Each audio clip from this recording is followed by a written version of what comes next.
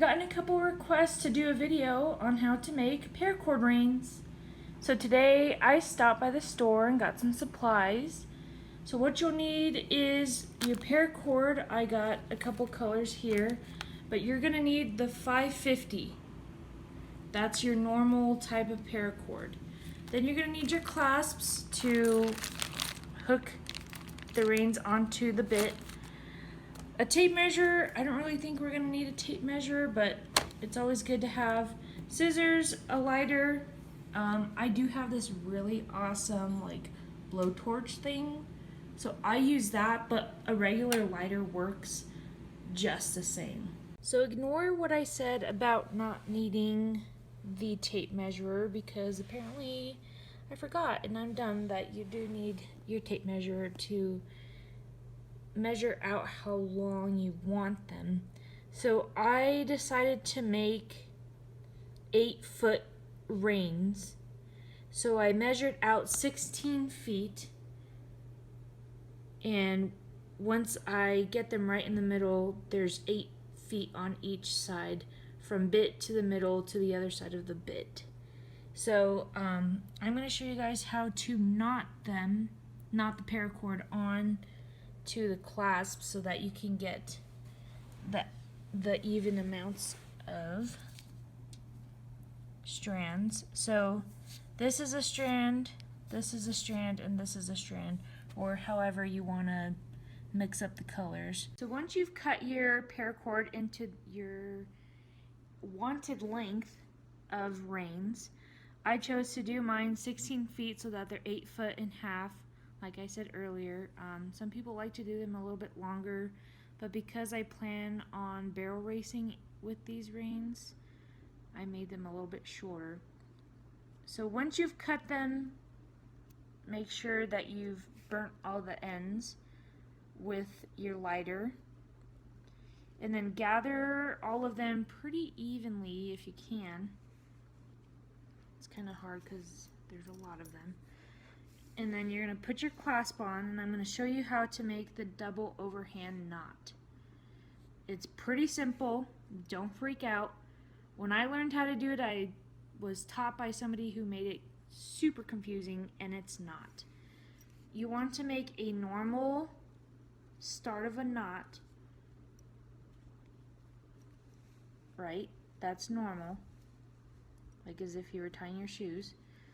To add the double overhand, you're going to stick the ends back through and out again. So I'll do it again, just in case some of you didn't catch that. So normal loop. Oh, let me get these back nice again. Sometimes that happens, you just kind of have to work with it, like I just did again.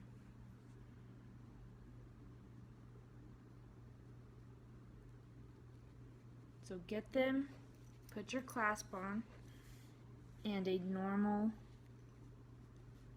knot, or start of a knot, right? It goes under and over and through, and then to add the double overhand, this part goes back through the hole.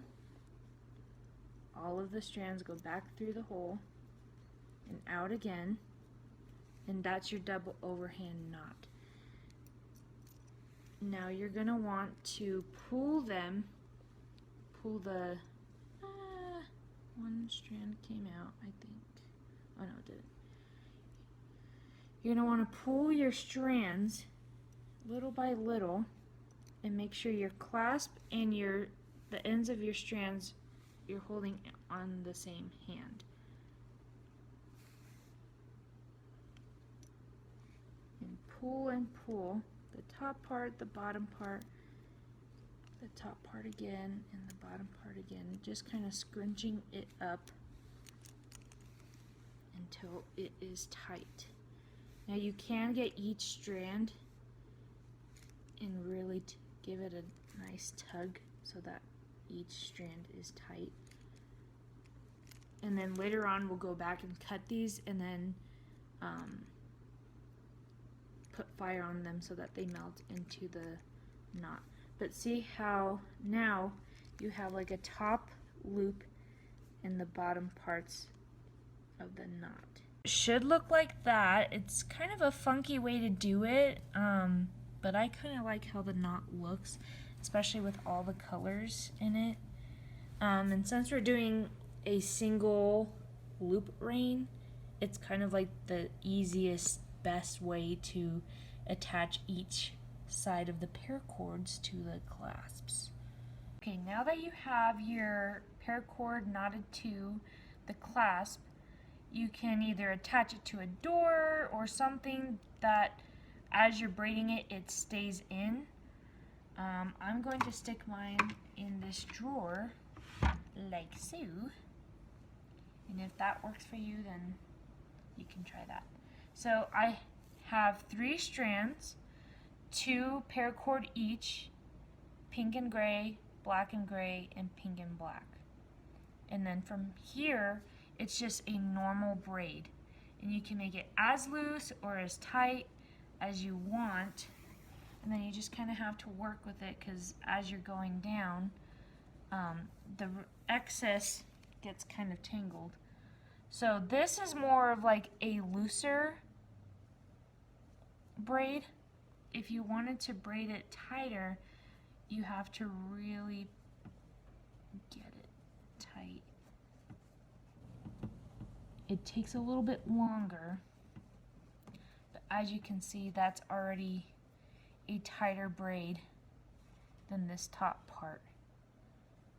If you don't know how to braid, I can try and explain it as best as I can. So you have your outer braid, your outer pieces, and your middle piece. So this top outer piece goes over this middle piece. You grab it with this hand. This other outer piece goes over that piece, which became the middle piece, and you keep going down with the middle pieces. So the outer pieces grab the middle pieces, and so on. That was probably the worst braiding tutorial ever, but if you don't know how to braid, then this might be challenging for you, because I can't explain it very well. I kind of like my braid to be a little bit in the middle of loose and tight. I like it to be kind of looser because it makes it feel like a thicker strand that you grab onto, whereas the smaller braid, it does end up being pretty thin. So what I'm going to do is cut this excess so that I have an even amount-ish of paracord that I can do the double overhand knot again on this end part. So I'm just going to cut these other lengths real quick. I'm not sure how that happened, but that's okay. And then the ends I'm going to torch with my awesome torch thingy.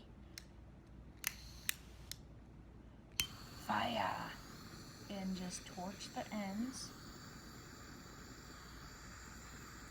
Careful as to not burn yourself. And then blue on it.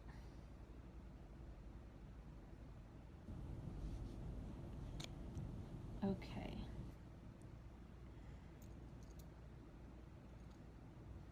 So now that I have the ends, I'm going to do the exact same thing that I did on the other side and make a double overhand knot. Okay, so I just finished that double overhand knot on this other one.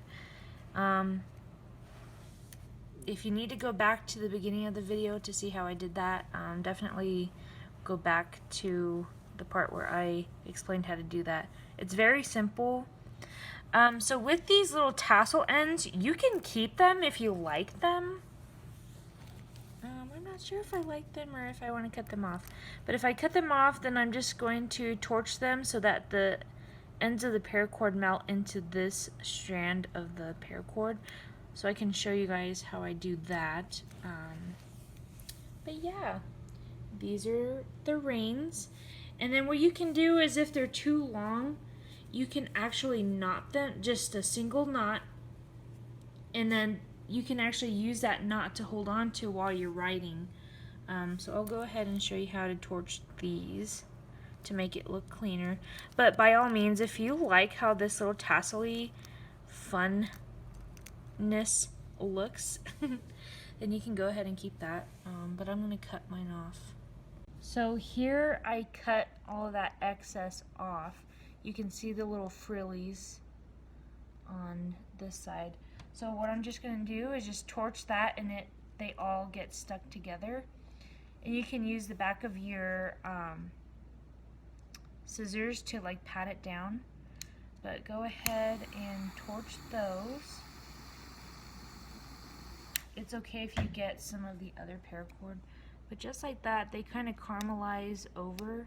You can just pat them in, and boom, you have a clean looking rein. And then with this other side, what I did is I didn't cut them all at once. I cut them individually, just so that I'm careful at what I'm doing. So again, just cut them pretty close,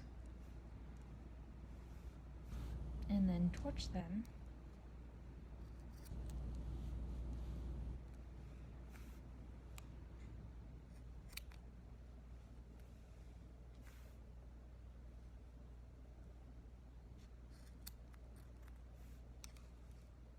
Let's see if I can be brave and cut both of these at the same time. So again, cut those off. Torch the ends, and basically we're wanting to torch the ends because in paracord you have this like inner part that you can pull all the way through, and if you don't torch that, then it's just going to continue to fray and just look terrible. So if I didn't torch that, it would look gross. So I hope this tutorial was super easy for you guys to follow, and that you guys have some awesome new reins. So thanks for watching my video on how to make braided paracord reins. Don't forget to like, subscribe, and leave a comment below and let me know what you guys thought of this.